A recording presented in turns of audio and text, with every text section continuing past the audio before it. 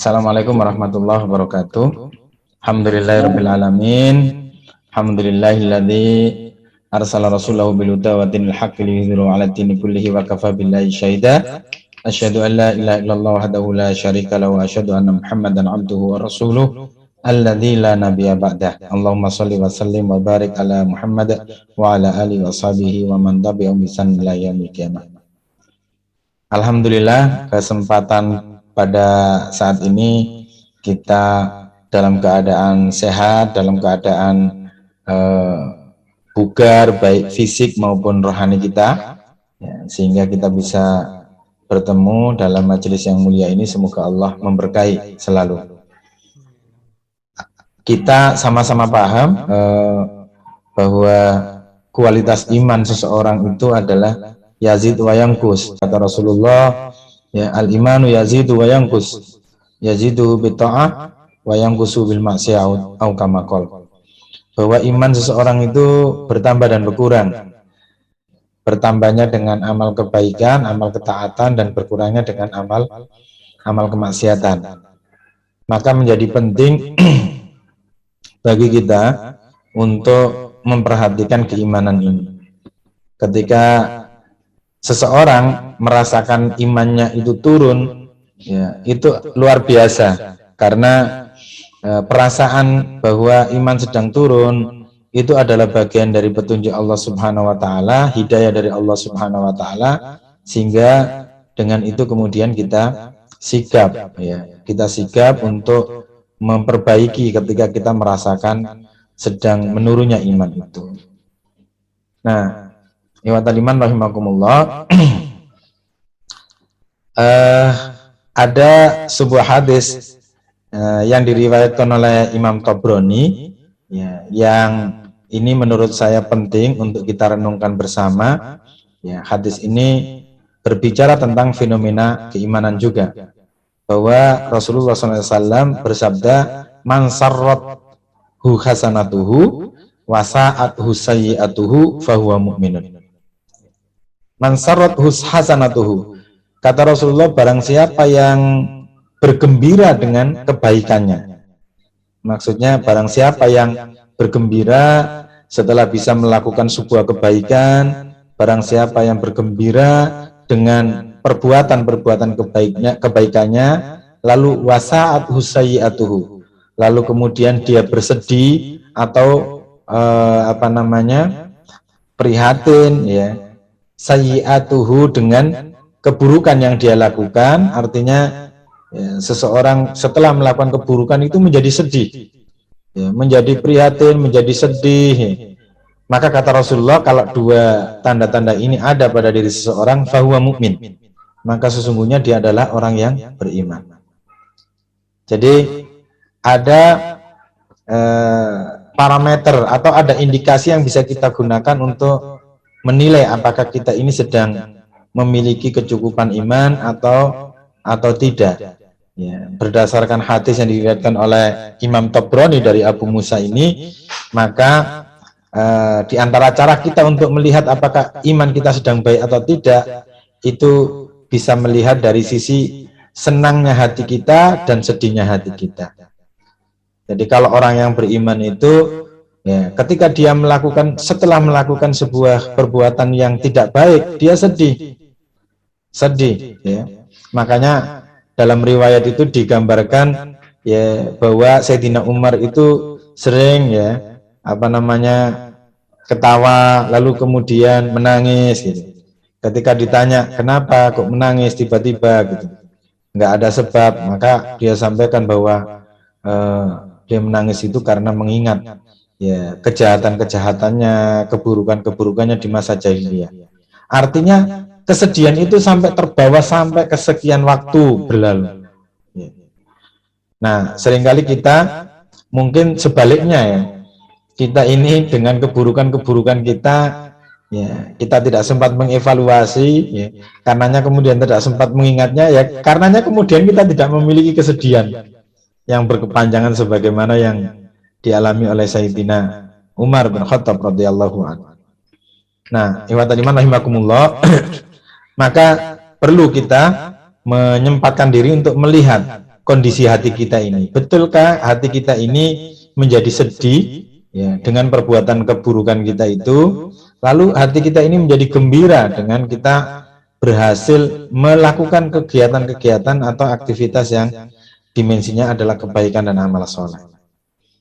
Dalam hadis yang tadi kita sebutkan ya, itu Rasulullah SAW menjelaskan salah satu barometer untuk mengukur dan menilai keimanan kita. Sekali lagi, barometer itu adalah memperhatikan perasaan. Jadi denyut hati kita ini bagaimana, itu bisa menjadi barometer keimanan kita. Ya. Setelah melakukan perbuatan yang buruk atau setelah melakukan perbuatan yang baik itu. Nah, artinya apa? Berarti kita perlu punya waktu untuk memperhatikan denyut hati kita ini. Ya, denyut hati kita ini. Kalau kemudian ternyata kita tidak memiliki kesedihan setelah berbuat keburukan dan tidak memiliki kegembiraan ya, yang luar biasa setelah kita melakukan sebuah aktivitas kebaikan, maka perlu ditanyakan ya, apakah kondisi iman kita ini sedang dalam keadaan yang baik ya. Di samping dari sisi kecamuk hati itu ya, ada juga beberapa hal yang perlu kita perhatikan karena dia akan juga menjadi parameter kualitas iman kita ini. Jadi yang pertama adalah parameter amal anggota badan.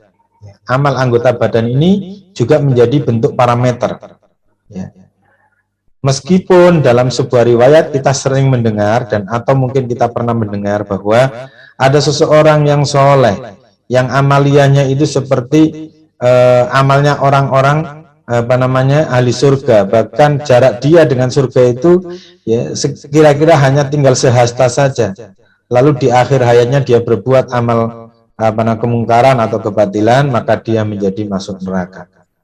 Itu bukan berarti kemudian ya, kita tidak perlu menghadirkan parameter aktivitas badan ini ya, yang membuktikan bahwa kita ini adalah orang yang beriman ya. Seringkali kita terjebak ya, ada di antara kita yang terjebak ya, usia kita masih panjang, lalu kemudian ya kita mengacu pada riwayat tadi sehingga kita tidak begitu peduli tentang pembiasaan aktivitas badan. Yang penting husnul khotimah. Iya betul, yang penting husnul khotimah. Tetapi husnul khotimah itu bukan sesuatu yang by accident. Bagi seorang mukmin, husnul khotimah itu harus by design. Ya, makanya Allah sampaikan, ya ayyuhalladzina amanu taqullaha wal tanzur nafsum ma qaddamat lighad. Wahai orang-orang yang beriman, bertakwalah kalian kepada Allah dan perhatikan apa yang telah engkau perbuat untuk hari esok. Hari esok itu apa? Hari akhirat. Hari akhirat itu apa? Pintunya adalah kematian. Ya. Artinya apa kalau kita disuruh untuk memperhatikan amalan ya terkait dengan hari esok? Ya, amalan kita ini harus kita desain supaya pertama kita bertemu dengan pintu kematian itu dalam keadaan yang baik, husnul khotimah. Lalu yang kedua adalah ketika nanti kita di akhirat, kita termasuk orang-orang yang beruntung. Nah, itu by design. Nah, jangan sampai pemahaman kita kemudian by accident. Rasulullah SAW bersabda dalam hadis yang diriwayatkan oleh Imam Ahmad juga, ya. Nah, yang ini perlu kita renungkan supaya kita tidak terjebak kepada tadi itu, ya, mengejar husnul khotimah, tapi husnul khotimahnya tidak by design, tapi by accident. Ya, Rasulullah bersabda, "Idza ra'aitum." Ya, kalau kalian melihat apa? Ar-rajula, seorang laki-laki ya'tadul masajid. Ya. Dia ini aktif mendatangi masjid, aktif beraktivitas di masjid. Fasyadu, maka saksikanlah lahu bil iman, bahwa dia adalah orang yang beriman. Ya, jadi hadis yang menyampaikan cerita bahwa orang yang ahli kebaikan lalu akhirnya masuk neraka, itu bukan sarana kita nyinyir terhadap orang-orang yang mengkondisikan dirinya berbuat baik ya, hari demi hari supaya menemui kematian, menemui akhir yang husnul khotimah. Nah, ini penting untuk kita renungkan bersama bahwa aktivitas fisik itu ya, itu menjadi parameter keimanan, dan ini sabda Rasulullah SAW. Aktivitas fisik kita dalam beribadah, dalam berdakwah, dalam melakukan segala macam kebaikan, itu adalah parameter keimanan, bukti keimanan. Idza ra'aitumur rajula, kalau kalian melihat seseorang laki-laki atau seseorang ya'tatul masajid, dia itu aktif ke masjid, fasyhadu lahu bil iman. Ya, saksikan bahwa dia ini adalah orang yang beriman. Nah, yang kedua adalah parameter ucapan lisan. Ya, parameter ucapan lisan. Kadang kita bisa mengetahui keimanan kita, keimanan seseorang itu dari ucapan-ucapannya. Ya, seperti ucapan salam dan tahlil. Ya. Karena Allah dan Rasulullah SAW memberikan peringatan keras kepada sebagian sahabat yang tidak mengindahkan parameter ini. Ya. Pernah disebutkan dalam sebuah riwayat bahwa sekelompok kaum muslimin ya, sedang berpapasan dengan seorang lelaki yang membawa harta rampasan perang. Lalu ia mengucapkan salam kepada mereka, kepada kelompok ini. Lalu mereka berkata, ia tidak mengucapkan salam kecuali untuk melindungi dirinya dari serangan kita karena membawa harta rampasan itu. Nah, itu diperingatkan sama Rasulullah SAW. Ya. Akhirnya mereka ya, membunuh orang itu dan mengambil harta rampasan perangnya, ya, kemudian memberikannya kepada Nabi SAW. Ya. Lalu turunlah ayat dari Allah Subhanahu wa taala ya di dalam surat An-Nisa ayat 94 itu. Ini diriwayatkan oleh Imam Ahmad. Allah berfirman, "Ya ayyuhalladzina amanu idza darabtum fi sabilillahi fatabayyanu." Hai orang-orang yang beriman, ya, apabila kamu pergi berperang di jalan Allah maka telitilah. Ya. Wala taqulu liman alqa ilaikumussalam, dan janganlah kamu mengatakan kepada orang yang kamu jumpai lalu kemudian dia menyampaikan kepadamu salam, ya, lasta mu'mina, kamu bukan seorang mukmin, tabtahuna aradal hayatid dunya, ya, dengan maksud mencari harta benda kehidupan di dunia. Karena apa? Karena ucapan itu adalah cermin dari keimanan, Maka orang yang beriman itu selalu menjaga lisannya. Dalam riwayat lain disebutkan bahwa sebagian sahabat berkata, "Ya Rasulullah, ada seorang laki-laki yang bersaksi la ilaha illallah, namun Miqdad tetap membunuhnya." Nah, ini sangat terkenal kan hadis ini. Beliau pun bersabda, panggilkan Miqdad. Lalu kemudian Rasulullah mengatakan, "Hai Miqdad, apakah kamu telah membunuh orang yang mengucapkan la ilaha illallah? Lalu bagaimana dengan ucapan la ilaha illallahmu di hari kiamat nanti?" Lalu turunlah ayat yang tadi itu juga. Ya, ini riwayat lain ya. Jadi lisan itu adalah parameter iman, ya. Parameter iman. Perkara kemudian yang terucap itu sesuai atau tidak lah, itu bukan urusan kita, itu urusan Allah Subhanahu wa taala. Ya, kan orang beriman itu kan dzikron katsira, ya, fasabbihu bukratan wa asila. Jadi mereka ini orang yang paling banyak zikir kepada Allah, ucapan-ucapannya menjadi baik. Yang ketiga, ihwatal iman rahimakumullah, adalah parameternya. Ketiga adalah parameter pengetahuan akal. Ya.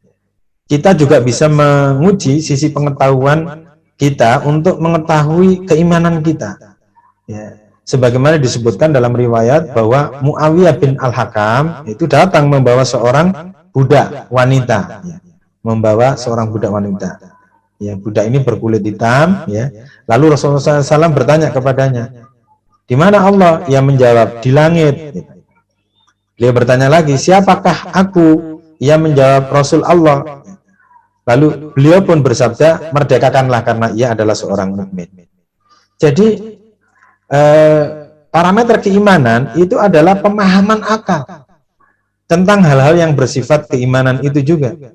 Ya. Pemahaman akal terkait dengan din itu adalah parameter iman. Ya. Makanya jangan heran ketika Allah mengatakan wa may yuridillahu bi khairan yufaqihu fiddin. Siapa yang Allah kehendaki dia ini adalah baik, maka Allah jadikan dia faqih terhadap din. Dia faham secara akal pikirannya tentang kaidah-kaidah agama ini, prinsip-prinsip Islam, ya. Ya, baik yang terkait dengan aqaid maupun yang terkait dengan yang furu', ya. Khususnya adalah yang aqaid. Jadi ya nggak bisa kemudian kita mengatakan ya nggak apa-apa, kita nggak paham, yang penting kan iman loh. Ceritanya gimana? Iman itu akan korelatif dengan pemahaman kita terhadap prinsip-prinsip agama.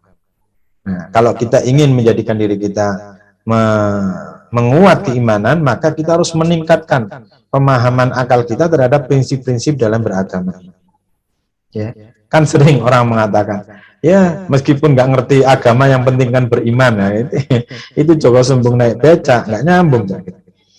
Nah, sehingga ya yang pertama tadi dituntut kita untuk memperbaiki amal badan, yang kedua adalah amal lisan, yang ketiga adalah pikiran atau pemahaman. Ya. Yang ketiga, yang keempat adalah masalah hati, keyakinan. Ya, untuk menilai keimanan diri kita, kita bisa menggunakan parameter keyakinan atau hati. Ya, seperti jawaban Rasulullah SAW kepada malaikat Jibril ketika bertanya, beritahukanlah kepadaku apakah itu iman.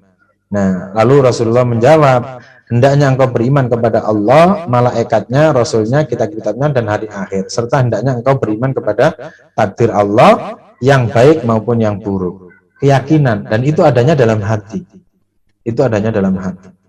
Ini hadis yang sangat populer, kita pahami, muttafaqun alaih. Dan yang kelima, yang kelima itu adalah parameter emosi. Emosi. Kita juga bisa menilai keimanan dari diri kita ini dengan menggunakan parameter sejauh mana emosi kita ini. Bagaimana di hadis yang pertama tadi kita sampaikan ya, jadi siapa yang bersedih, ya, emosinya itu, perasaannya, bersedih karena telah berbuat keburukan, dan barang siapa yang bergembira telah berbuat kebaikan, maka dia adalah beriman. Nah, artinya apa?